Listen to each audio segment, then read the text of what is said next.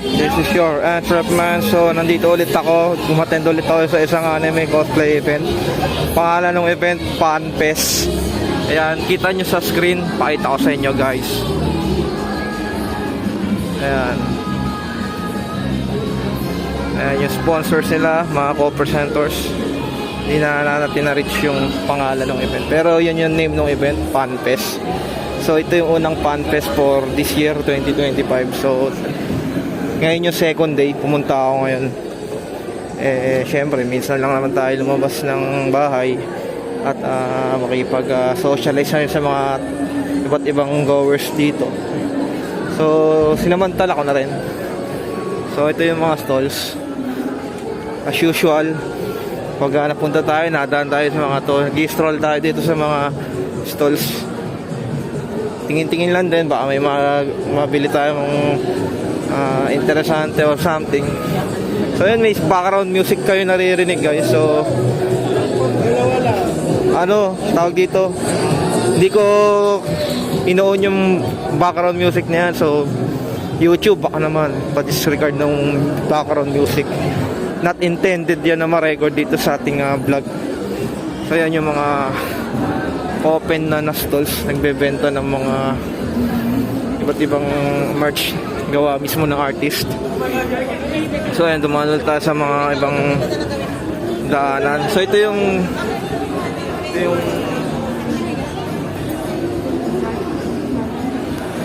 yung area ng mga stalls ng artist, mga gumagawa ng mga sarili nilang gawa na merchandises.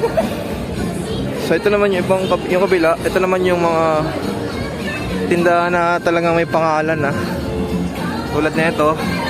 So yun nga, like I said, kung may naririnig yung background music, baka naman YouTube. Hindi ko inaali yung big background music niya, so please disregard that. Talagang inevitable na may mga background music dito. So yan yung pangalan ng event, guys. Okay, FanFest 2025. So day 2 ngayon, Sunday, May 18. And bukas Lunes ulit. So sinusulit ko na. So yan, ikot-ikot tayo. So right now it's 11:06 AM na. 6 minutes after mag-open yung venue. So ikot ulit tayo sa mga stalls. Pakita ko lang sa inyo. Para lang din to rin sa mga wala ring abilidad makapunta sa ganitong klaseng event. So ito, papakita ko sa inyo kung ano yung mga nangyayari sa loob. Meron din dito random printer. Meron din dito area ng isang character sikat. Ayan, kita nyo na. So ito yung ewan ko, exit to. Exit. So, mamaya labas pasok lang din tayo kasi meron na tayong access. Ayun o. Ito naman. Ano tong part na to.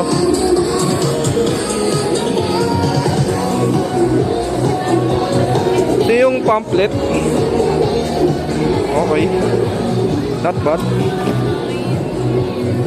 Ito yung tsura. Tataka ko ba't parang yung event nila ngayon ay may side quest, pero ano nangyari? So double check ko, guys. So be right back. Hanggang dito muna, magsa-side quest muna ako. Balik the Antrepman. So pakita ko sa inyo, kakatapos ko lang sa side quest. Ayun yung mga stamps. Madugo, daming ginagawa. Siguro na halos naka isang oras din ako. To be exact, 52 minutes just for those boots na makakakuha lang ng freebies or anything. At least okay na ako sa side quest. So yun, back to the ball game. Ikot-ikot ulit tayo. So ngayon, ang gawin ko naman, titingin ako sa mga dito sa fan fair area. Titingin ako dito ng mga merchandise kung may mabibili mong maganda or ano. So yun, update lang. So balik ulit ako later. Yun lang. Cheers.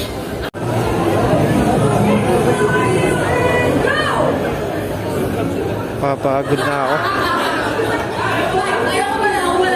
nawalang gana na. Ewan ko. Pupunta pa ako sa susunod. I just don't feel satisfied. So, andito ako ulit sa loob. It's already 5:06 p.m. And as usual, madaming tao. Pero like I said sa umpisa, medyo napapagod na ako.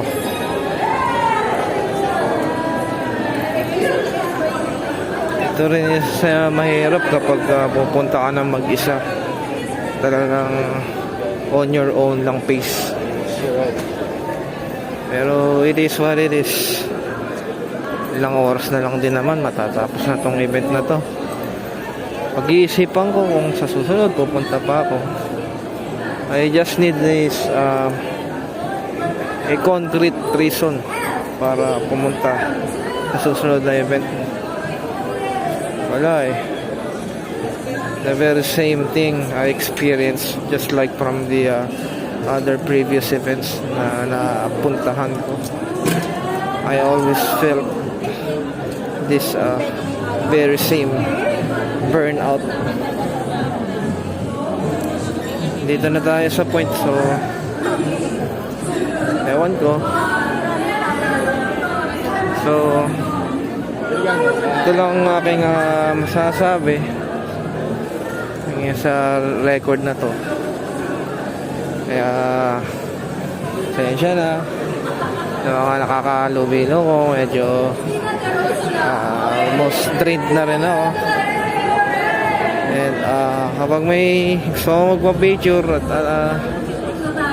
gusto ko magpa-picture, kaso wala na yung energy ko dun eh. Wala na yung will ko na mag-approach at ipurso yung bagay na yun. Kasi nga habang lumilipas yung oras ng event, papagod na ako. Kaya palipasan nyo lang siguro yung ilang matitirang oras. Nandito ako ngayon sa loob at naririnig nyo, yun nga, may mga nagaganap na segment sa stage. Yun lang masasabi ko. Mamaya next video ulit. Okay. I am very excited for ACX 2025 because we will be also headlining a very special guest who will be taking part in the festivities, and we will be announcing this guest right here, right now, and you'll all be the first to know and hear this big news. Wow, are you guys ready for You the ready? What we got here? Are you ready? Alright. Okay. Joining us at the stage of ACX 2025 is the multi-talented cosplay star hailing from the US. US! Wow! Sino kaya to? Internationally known for her spot-on impressions of fan-favorite characters like Lily from Tekken, Ira in Dan Da Dan, and Marcel from Delicious in Dungeon. Woo! Do you know who it is? Do you have a guess? May hindi na ba kayo kung sino? Ladies and gentlemen, she is truly an unstoppable force in the cosplay scene. She is also an exceptional photographer and has an artistic flair in styling and producing her own content with a fun, witty twist, which is an absolute viral hit for the fans. Brace yourselves as